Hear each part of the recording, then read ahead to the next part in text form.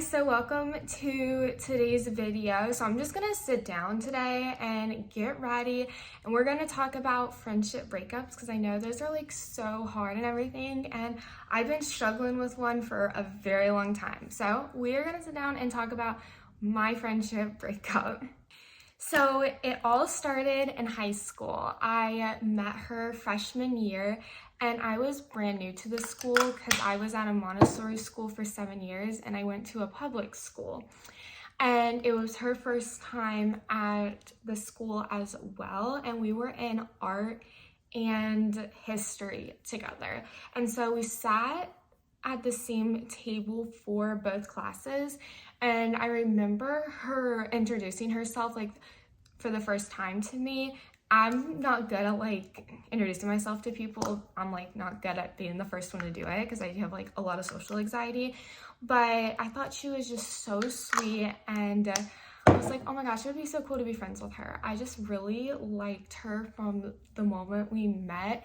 But then like a week passed and we really didn't talk much until we actually ended up sitting beside each other instead of across each other. We started talking when we moved beside each other. I did ask if I could sit with her though, because I didn't like know anyone. She was the first one who really talked to me. So I did go up and say, can I sit with you? Because like I said, I like knew no one and I do not like to start conversations. And she said, sure. And when we sat beside each other and we just started talking through the whole art class, just about, I don't know, like everything. And we got each other's numbers as well as our Snapchat. And after that, we started texting like 24/7. So after getting her Snapchat and everything, and we just like started talking all the time, we wanted our dads to meet because she only lived with her dad. So we wanted our dads to meet, and they hit it off as well. We met at a football game and the dads also just like hit it off, and they had a lot in common. And then the next day she asked me to sleep over, and this is like in just 1 week of us talking. She asked if I could sleep over, and at first like my mom definitely was more like, I don't know, you don't know her. I wanted to. My dad was like, oh, she can totally do it. I really like the family. So I slept over there that night. We went to a football game and then I slept over, and she was I love her personality and everything, and she was a lot more different than like I was expecting, which is totally like fine with me. I just like was like, whoa, not expecting it, I guess. But even though we were like completely two different people, we were so different, but we leveled each other out like really well. So ever since the first day we hung out, we were like literally together 24/7. I was always at her house. She was a homebody, so she really didn't come to my house that often. It was also just her and her dad, and I have two siblings and both of my parents, so it's like a little crazy at my house. So I stayed over at her house a lot more. Well, let me rephrase that. I pretty much stayed over at her house like all the time. It was basically like my second home. I was like always there, and sometimes I would sleep over on school nights, and I remember going to like some of her dance classes and actually like being able to participate as well. And then on weekends we would hang out from like Friday to Sunday and just like always together like 24/7. And even at school we would always like be together when we could and everything as well. She was like an older sister to me, honestly, even though I was like a little older, but she just felt like an older sister to me. And there were times though where she was a very toxic friend. We did, at such a young age, I was 15, and we did a lot of drinking, which was definitely not good.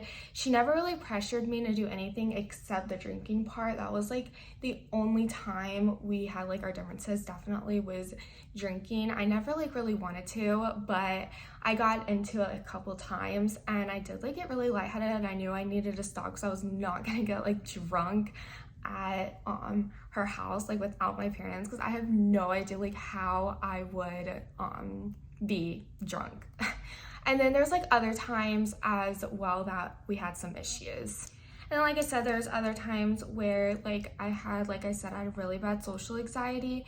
So we would hang out where she had all these friends that were guys, and they were like in their like seniors or in college, and they would like always come over when the dad wasn't home. She would invite them over, and I would be like really freaked out because I'm not, like I said, I don't do good in like social events and stuff. And but I felt also really safe with her because I knew if she was there, nothing would happen to me, because she would like always like protect me and like keep me safe. And that's how I knew she was like a really true friend, was she would make sure I was comfortable and stuff. I never really told her like, oh, I would want them to leave, but she would always say, if you want them to leave, I will kick them out. Or if like anything, she would always stay right beside me. She would link my arm with hers, and like she was like make sure like I was protected, and that she that I was like okay and everything. And if I was shaking, she would tell me, do they need to leave, do you need to step out with me, like like that type of stuff. And so like that is what I really loved about her, is that she was just so sweet and really did care about me, even when we did have like, even besides like the toxic part, she really did care. And I'll never forget, but my favorite birthday text I ever got, and my favorite like birthday, anything, like anyone wishing me happy birthday, I love. But she sent me this long paragraph of how grateful she was for me, and it made me cry. It was the most sweetest thing, and something I will never forget, because it truly was so sweet what she said and everything, and it just meant so much. And then I would like always spend time with her birthdays, but the moral of the story is we were always together. But me and her, we would tell each other like everything. She was the one I would always open up to, and she was the same with me. And it was about a year later, she started talking to this guy online. He was 23 and we were 16. So it was a big age gap. And I started talking to him too, but not as much as she did. I didn't, obviously she just wanted me to talk to him to make sure like if I liked him or whatever, because she wanted like my opinion and everything, but she really liked him, and she started talking to him a lot. And this guy she met online, and he lived in like California, or I have no idea where he lived. It was like California, somewhere far away. And they would talk, and so I would talk to him too. And keep in mind, we are 16 and he's like 23. He's a lot older than us. And for us being so young, it's definitely, now looking back, we should have never done that, because you never know what could happen. But she and him were gonna meet up in Key West, Florida. And so she invited me to go with them. And like I said, 16, he was gonna get us into a bar, and or buy wine or something with drinking, doing a lot of drinking and drugs and stuff like that. And I knew, because I was already having some health issues, and so I knew that getting addicted to something else like would not be good. And so, but I wanted to go to Key West, Florida, because I really wanted to go with her. So I told her, yes, I'll go. And I was scared because we were meeting some 23-year-old man in Key West, Florida, that we've never met in person, have no idea if like this is true or not, So this is when our relationship started to get a little rocky. A couple months before we were supposed to leave for Key West, Florida, I did tell my parents that I wanted to go and everything, but I only told them that I was just gonna go. I wasn't telling her that I was meeting up with some 20-something-year-old man doing drugs and drinking. I also didn't tell her that I was going to be in a separate hotel from any adult, and the adult would not be with us. So there was a lot of secrets going on that I did not end up sharing, but I started seeing a dietitian and a therapist, and right before I was supposed to go to Key West, Florida, I got diagnosed with anorexia. And if you don't know what anorexia is, it is a type of eating disorder. So right after I got the news, I did call my friend, we'll call her G. I called G, and I called her crying. I was really upset. I told her I can't go to Key West. I can't have sleepovers that much anymore because I have to be supervised. I told her that I had anorexia and it was really bad, and she noticed something before anyone. She noticed that something was going on because I wasn't eating as much. I was acting a lot different. So she was actually the first one who noticed anything, and she kept telling me if I'm okay and everything, and I would always say yes because it was something I wasn't sure how to share. She knew I was seeing a dietitian and a therapist, but like I said, she was the first person I told that I got diagnosed with anorexia. So we talked for a while, and then this is when things started to get really rough. So it was about a month later. I was having a really hard time talking to people just because of how bad my eating disorder is. And if you don't know anything about eating disorders, they really shut people out.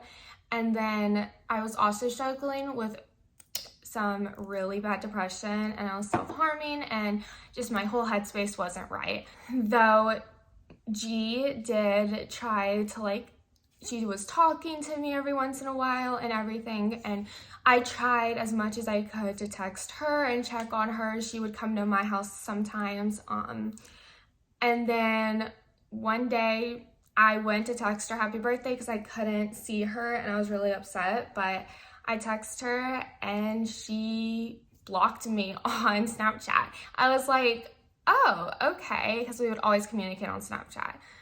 And she ghosted me, blocked me, and I was like, what? I was really hurt, but like I said, I was not in the right mindset either. But I was really upset because I was like, what happened? And then a couple months later, I did get back in touch with her, and she just told me she deleted everyone off Snapchat or blocked everyone. I'm not sure. And I was like, oh, okay. And so we hung out for 4 or 5 hours at my house, and we were catching up and talking. We hadn't talked in 2 months. And then she brought 3 or 4 trash bags of clothes and said she was moving. I was like, you're moving? I was like, where are you moving? Now this is also really strange. She was like, oh, I'm moving to California. And her dad was moving to Belize. I was really confused, and she told me that she was moving in with her boyfriend, which was the 23-year-old. So I was like, oh, okay.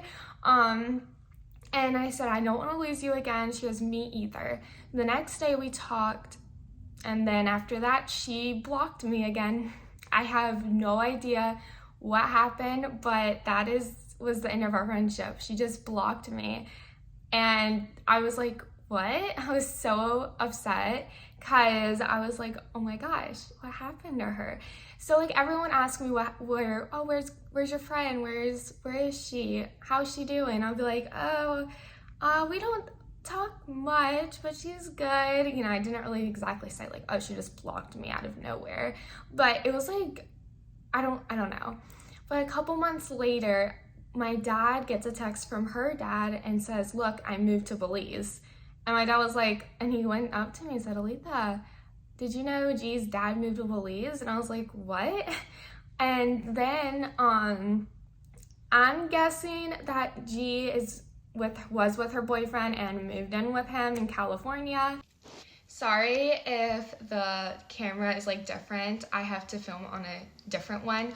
But I will never understand how this friendship ended, and probably never will. But she was the closest friend I've ever had, and even though we've known each other for only 2 years, it felt like a lifetime. She was literally my whole world, my best friend. But I know friendship breakups suck and they're definitely really hard, but no, you are not alone and we can get through it together. I know mine's been like 2 years and I'm still struggling with it. But let me know what type of videos you guys want to see. Make sure to like and subscribe, and I'll see you in my next video. Bye, guys.